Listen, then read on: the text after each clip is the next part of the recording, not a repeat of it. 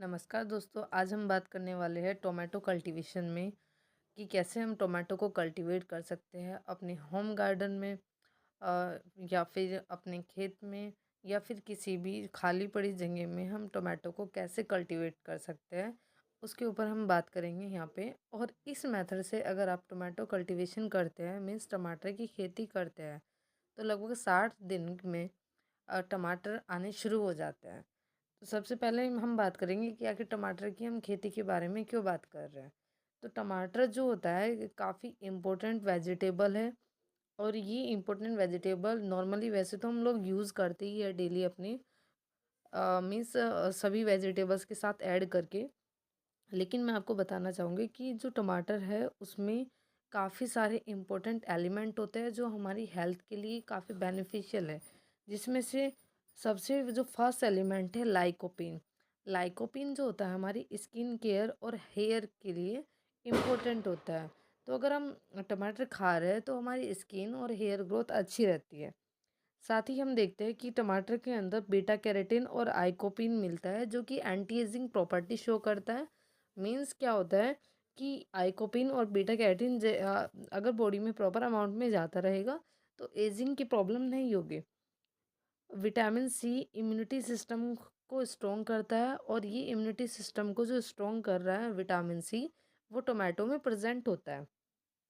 साथ ही टोमेटो के अंदर कैल्शियम, फॉस्फोरस, सिट्रिक एसिड और मैलिक एसिड होते हैं जो हमारी हेल्थ के लिए काफ़ी बेनिफिशियल है। हम देखते हैं कि टोमेटो के अंदर क्रोमियम एलिमेंट भी मिलता है। ये जो क्रोमियम एलिमेंट है ये जो हमारा ब्लड शुगर लेवल होता है उसको रेगुलेट करता है। मीन्स बीपी हाई, या फिर सॉरी, ब्लड शुगर जो रेगुलेशन का वर्क है वो क्रोमियम से होता है।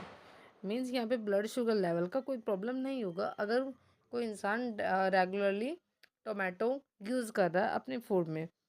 और हम देखते हैं कि अगर कोई डेली ही टोमेटो खा रहा है लगातार, तो जिस इंसान को एसिडिटी की डेली प्रॉब्लम रहती है उस एसिडिटी की प्रॉब्लम से भी छुटकारा उसको मिल सकता है अगर वो टोमेटो खा रहा है। साथ ही हम देखते हैं कि डिफरेंट टाइप की जो हार्ट प्रॉब्लम होती है, इम्यूनिटी सिस्टम या आई हेल्थ, उनके लिए भी टोमेटो बहुत बेनिफिशियल होता है। हम देखते हैं कि वेट लॉस में भी टोमेटो काफ़ी हेल्प करता है। साथ ही ये ब्लड क्लोटिंग और जो वुंड फॉर्मेशन होता है उसमें हीलिंग का काम करता है। स्किन केयर की अगर हम बात करें तो ये क्या करता है, हमारी स्किन को अच्छा रखता है। क्योंकि सीबम से इसका रिलेशन होता है। तो ये कुछ बेनिफिट्स है टोमेटो की कि हमें टोमेटो क्यों खाना चाहिए और साथ ही हमें टोमेटो क्यों लगाना चाहिए। तो जैसे कि आप लोग वैसे डेली खाते भी होंगे, और एक रीज़न बड़ा ये भी है क्योंकि ये स्वादिष्ट होता है, काफ़ी टेस्टी होता है। जो सारी ही सब्जी को जिसमें भी इसे ऐड किया जाता है उनके स्वाद को एनहेंस कर देता है, बढ़ा देता है। तो आइए जानते हैं टोमेटो का कल्टीवेशन हम कैसे करते हैं। Key fruit fresh. In a study by Cambridge University in 2014, it was shown that tomato plants were covered with aloe vera gel. The gel kept the tomato fresh and free from bacteria. Cambridge university की एक research से पता चला है कि एक study से पता चला है कि जो 2014 में जो वहाँ पे स्टडी की गई उसमें देखा गया कि अगर हम एलोवेरा जेल से टोमेटो का जो फ्रूट है, मीन्स टोमेटो को अगर उसको कवर करके रख रहे हैं एलोवेरा जेल से, तो वहाँ पे क्या होता है कि टोमेटो को हमें फ्रेश और फ्री मिला। किससे फ्री है, ये बैक्टीरिया से फ्री हमें देखने को मिला है। ये कैम्ब्रिज यूनिवर्सिटी का स्टडी बताता है हमें कि अगर आप टोमेटो फ्रूट को क्या रख रहे हैं, फ्रेश रख रहे हैं, तो एलोवेरा जेल का उस पर कवरिंग कर सकते हैं। सो स्टार्ट करते हैं tomato garden. Tomatoes are one of the most versatile food, be it curries, सूप, even cold salads. They can give any dish the perfect crunch and even the perfect softness. जैसा मैंने अभी बात भी की थी कि टोमेटो हमारे डेली का ही साथी है। तो हम क्या करते हैं कि टोमेटो एक वर्सेटाइल फूड है, और हम देखते हैं कि करी बनाने में, सूप बनाने के लिए, यहाँ तक कि कोल्ड सैलेड तक बनाने में भी टोमेटो यूज़ किया जाता है। और आप देखते हैं मोस्टली जितने भी फास्ट फूड है जैसे बर्गर, इन सब में हम टोमेटो यूज़ कर रहे हैं। और ये क्या करता है, किसी भी डिश को एक परफेक्ट क्रंच देने का काम करता है। मीन्स इससे स्वादिष्ट बनती है चीज़ें। And even the perfect softness, साथ ही साथ परफेक्ट सॉफ्टनेस देने का ये काम करता है। And as tomato prices have started to show again, here are a few quick step to grow your own in under 60 days. तो आइए हम बात करते हैं कि आप कैसे 60 दिन के अंदर अपना प्लांट ग्रो करा सकते हैं टोमेटो का। क्योंकि मोस्टली मार्केट से तो खरीदते ही है, लेकिन मार्केट में जो होता है कि काफ़ी टोमेटो हाइब्रिड वैरायटी में मिलता है। तो हम ग्रो कराते हैं अपना घर पे ही टोमेटो। तो टोमेटो गार्डन के लिए सबसे पहले, which is the quickest to grow. If we wish to harvest tomato in under 60 days, अगर हम चाहते हैं कि हम टोमेटो को हार्वेस्ट करें, मीन्स टमाटर तोड़े टमाटर के प्लांट से 60 दिन के अंदर, it is important to pick a variety that grown fast. इसके लिए इम्पोर्टेंट है कि हम एक ऐसी वैरायटी ले टोमेटो की प्लांट की जो कि जल्दी से ग्रो हो जाए। Usually it is a cherry tomato. Cherry tomato एक टोमेटो की वैरायटी है, और साथ ही साथ ग्लेशियर टोमेटो जो वैरायटी है ये बहुत जल्दी ग्रो होती है, means is quick to grow, averaging at about 50 to 60 days. और हम देखते हैं लगभग 50 से 60 दिन के अंदर जो चेरी टोमेटो है और ग्लेशियर टोमेटो है वो गाइस ग्रो हो जाता है।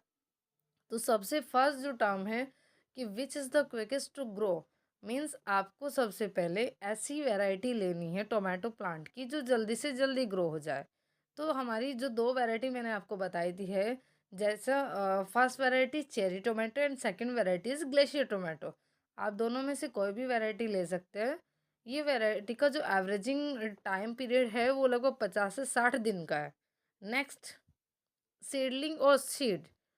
Now, if are short on time, don't start growing the tomatoes from the seed, as it will take at least 6 to 8 weeks for it to fruit instead.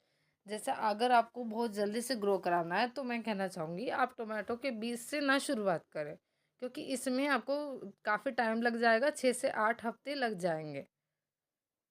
तो हम देखते हैं कि buy young tomato seedling from a nursery. वह हम क्या करेंगे, एक जो न्यू सीडलिंग है वो नर्सरी से परचेज कर लेंगे बीज को लगाने की जगह, क्योंकि बीज को आप लगाओगे तो और ज़्यादा टाइम कंज्यूमिंग लगेगा।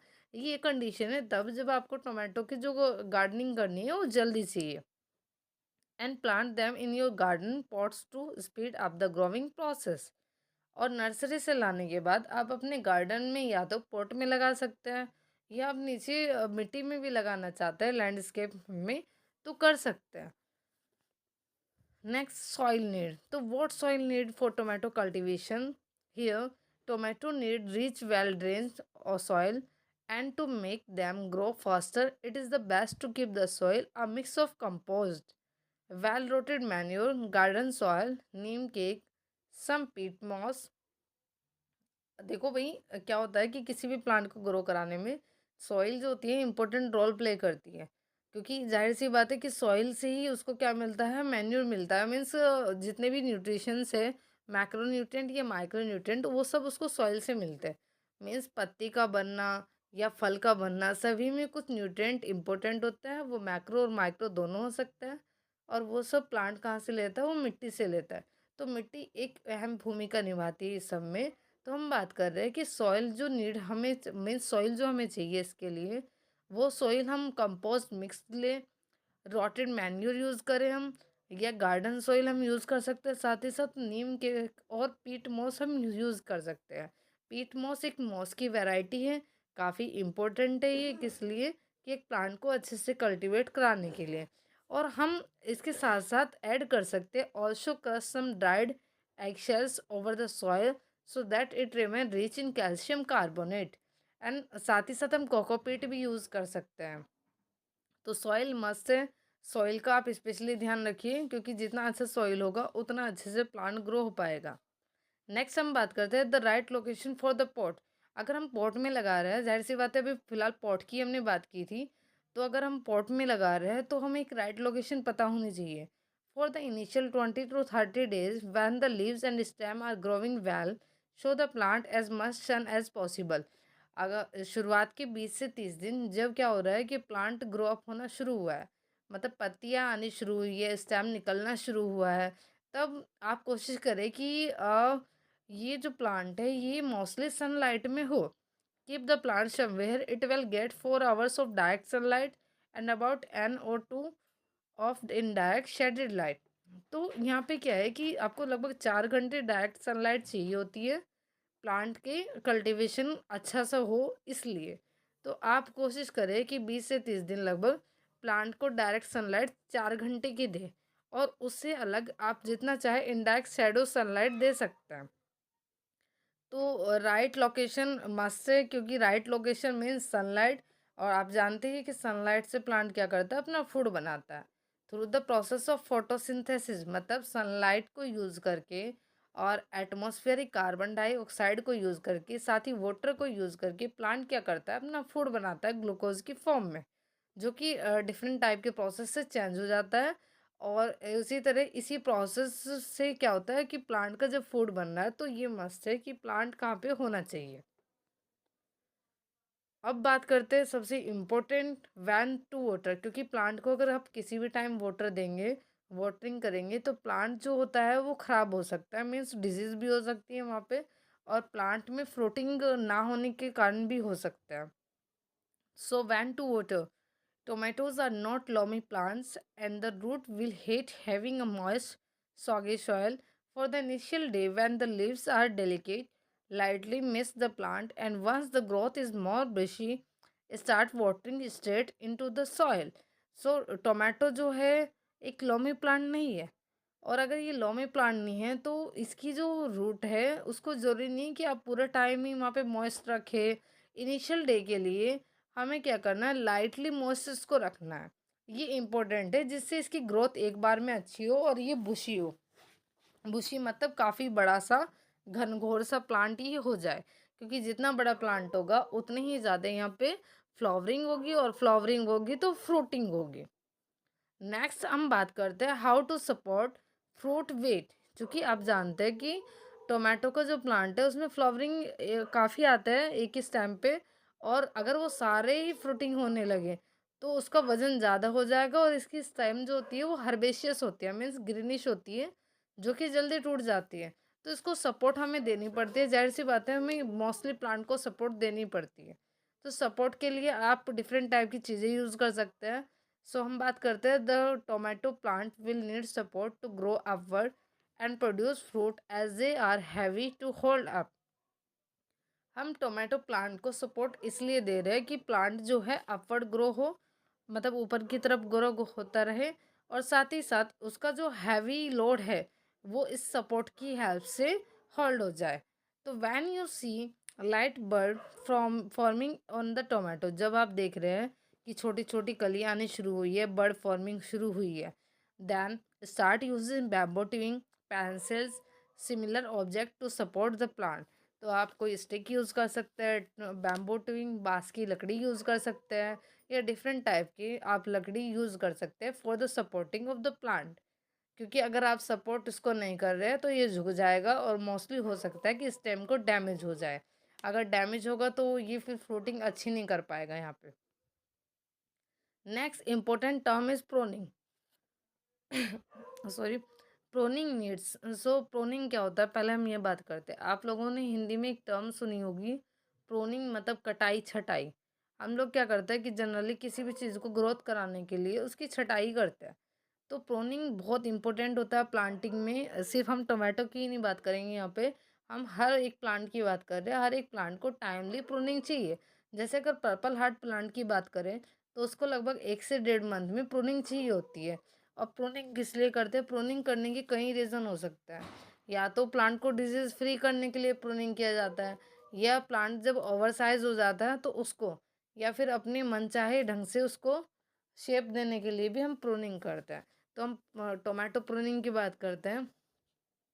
The tomato plants needs regular pruning as the leaves can grow bushy, take up all the nutrition, and leave nothing for the plant to produce fruit. So make sure to remove excess leaf or pinch them off so that the plant has energy to support the budding fruit. So हम बात करें कि plant बुशी हो चुका है, leaf बहुत ज़्यादा हो चुकी है, और अगर लीफ ज़्यादा हो रही है तो जाहिर सी बात है प्लांट न्यूट्रिशन लेती रहेगी वो। तो हम क्या करते हैं, जो एक्स्ट्रा लीफ है, एक्सेस अमाउंट में जो लीफ हो रहा है उसको टाइमली प्रून करते रहे, उसको हटाते रहे, जिससे क्या होगा कि प्लांट की जो एनर्जी है वो वेस्ट नहीं होगी। So next is, should you add fertilizer, क्या यहाँ पे फर्टिलाइज़र ऐड होना चाहिए? फर्टिलाइज़र को हम हिंदी में उर्वरक कहते हैं, जो 2 टाइप का होता है, बायो फर्टिलाइज़र और सिंथेटिक फर्टिलाइज़र।